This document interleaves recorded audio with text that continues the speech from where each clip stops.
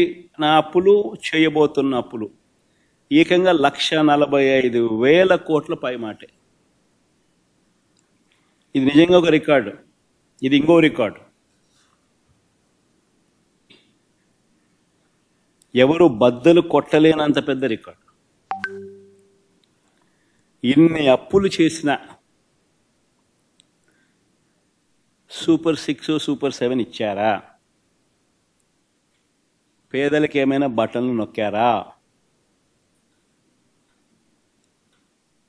అందరూ ఆలోచన చేయాలి.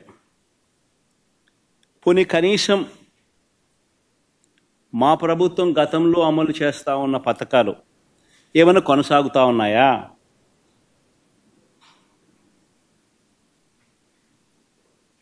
సూపర్ 6 లేదు, సూపర్ 7 లేదు.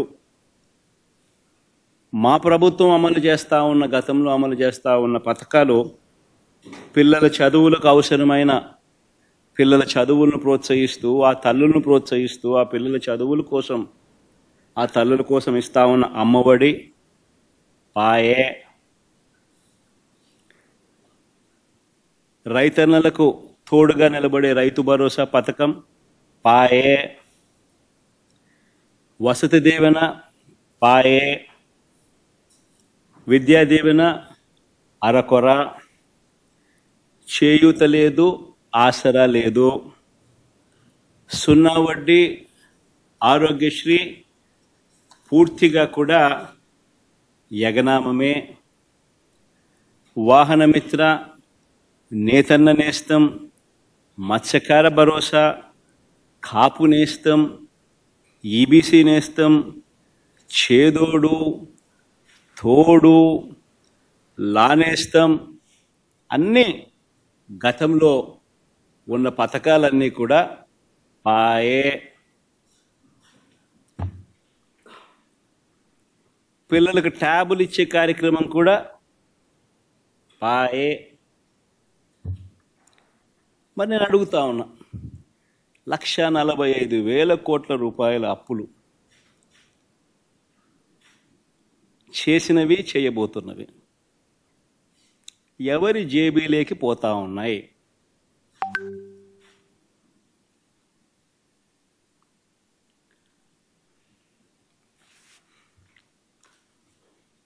ఈ 9 నెలల కాలంలో పోనీ ఉద్యోగాలు ఎంతమందికి ఇచ్చారు, ఉద్యోగాల పరిస్థితి ఏమిటి అని కూడా కాస్త ఒకవైపు అటువైపు చూస్తే, ఒక్క కొత్త ఉద్యోగం ఇచ్చిన దాఖలాలు లేవు, కానీ ఊడగొట్టిన ఉద్యోగాలు మాత్రం ఏకంగా 2,60,000 ఉద్యోగాలు, వాలంటీర్ల ఉద్యోగాలు పూర్తిగా తీసేశాడు. రాజకీయ విషయానికి వస్తే ఈరోజు జగన్ గారు కార్పొరేట్ సమావేశం ఏర్పాటు చేశారు. 2.4తో ఎలా ఉందో చూపిస్తాము, త్వరలో 30 సంవత్సరాల పాటు మాన్య అధికారులు ఉంటామని చెప్తున్నారు. పార్టీ బతుకుతుంది ఏపీలో, బతికే ఉంది. ప్రజలు ఇంకా 1.0 నుంచే కోలుకోలేకపోతున్నారు స్వామి. ఎంతమంది దళితులు చంపారండి, ఎంతమంది బడుగు బలహీన వర్గాలు చంపారు, ఎంతమంది మైనారిటీ సోదరులు చంపారు గత ప్రభుత్వంలో. ఇక్కడున్న నాయకులందరిపైన కేసులు పెట్టారు. ప్రజలకి స్వేచ్ఛ ఎక్కడుండేది గత ప్రభుత్వంలో? మేము బయటికి రావాలనుకుంటే మా గేట్లకే తాడు కట్టారు కదా అన్నాడు. నా పైన 23 కేసులు పెట్టారు, అటెంప్ట్ మర్డర్ కేసు పెట్టారు, ఎస్టీసీ కేసు పెట్టారు. శాశ్వత భూ హక్కు చట్టం అని తీసుకొచ్చి ప్రజల భూముల్ని కాజేయడానికి ప్రయత్నించారు. ప్రజలు మర్చిపోయారనుకుంటున్నారా? ఆయన ఎవరు మర్చిపోలేదు. ఎన్నికల ముందర కూడా నా ఎంట్రీగా ఎవరు పీకలేరన్నారు. ఏమైంది? ప్రజలు ఎవరు ఎన్ని ఎంట్రీలు పీకారో చెప్పండి. No, I am following the due process of the law. If I don't follow the due process of the law, tomorrow you will question me saying that this is vindictive politics. Madam is here. Immediately what you will say, you are vindictive in nature. I have to follow the due process of the law. See, together, Bharatiya Janata Party, Telugu Desam Party, Jansena Party, together, we spoke about illegal liquor, we spoke about illegal stand, we spoke about land mafia, and inquiries are going on. Liquor inquiries are going on. So let the process get completed. It will be followed by action. because it is a promise we have made to the people. In almost 90 meetings, I spoke about my red book, sir. I showed my red book. People have endorsed my red book. Red book లో ఎన్ని చాప్టర్లు అయిపోయింది sir? Rajya Sabha కూడా ఏంటండి రాజ్యసభ కూడా YV Subbareddy గుర్తు చేసుకుంటున్నాను. Red book ఆయన పేరు ఉందా లేదా అనుకుంటున్నారు చెప్పండి. రెడ్ బుక్ లో ఎన్ని చాప్టర్లు అయిపోయింది? ఇంకేమన్నా ఉన్నాయా? అది కాన్ఫిడెన్షియల్ రిపోర్ట్ సార్. అది కేవలం నాకు మా అధ్యక్షుల వారి మధ్యలో ఉంటుంది. సార్ చెప్పండి. Any other questions? దాబోస్ పై అన్ని తెచ్చామని మీరు చెప్తున్నారు. జగన్మోహన్ రెడ్డి దారి ఖర్చులు దట్టగా అయింది. దారి ఖర్చులకే రావండి. గుడ్.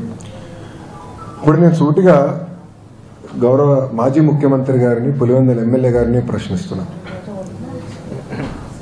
5 సంవత్సరాల్లో మీరు తీసుకొచ్చిన పెట్టుబడులు ఎన్ని గ్రౌండ్ అయినాయి? మేము 8 నెలల్లో తీసుకొచ్చిన పెట్టుబడులు ఏంటి? చర్చకి నేను సిద్ధం, ఆయన సిద్ధమా? మళ్ళీ కోడిగుడ్డుని పంపిస్తాడు. మాకు కోడిగుడ్లు వద్దు, మాకు ఆమ్లెట్లు వద్దు, డైరెక్ట్గా రమ్మనండి, ఐఎమ్ రెడీ టు టాక్. నేను ఎక్స్ప్లెయిన్ చేస్తాను.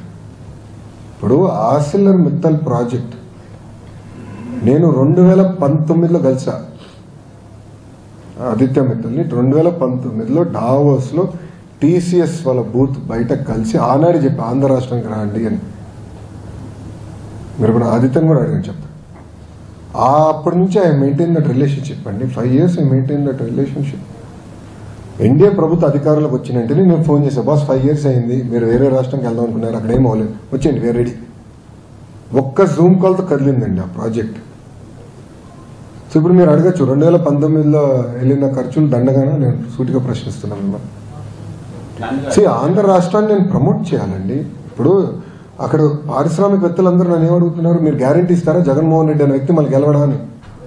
ఎందుకంటే పీపీఎల్ రద్దు చేశారు, అమర్ రాజా లాంటి కంపెనీని తరిమేశాడు, అనేక కంపెనీలు హెరాస్ చేశారు, సకాలంగా కరెంటు బిల్లు మన కరెంట్ కూడా అందించలేదు, పవర్ హాలిడేస్ ప్రకటించారు.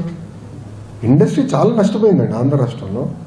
ఇప్పుడు అదంతా రివైవ్ చేసాక మేము కష్టపడుతున్నాం, బ్రాండ్ రివైవ్ చేసాక కష్టపడుతున్నాం.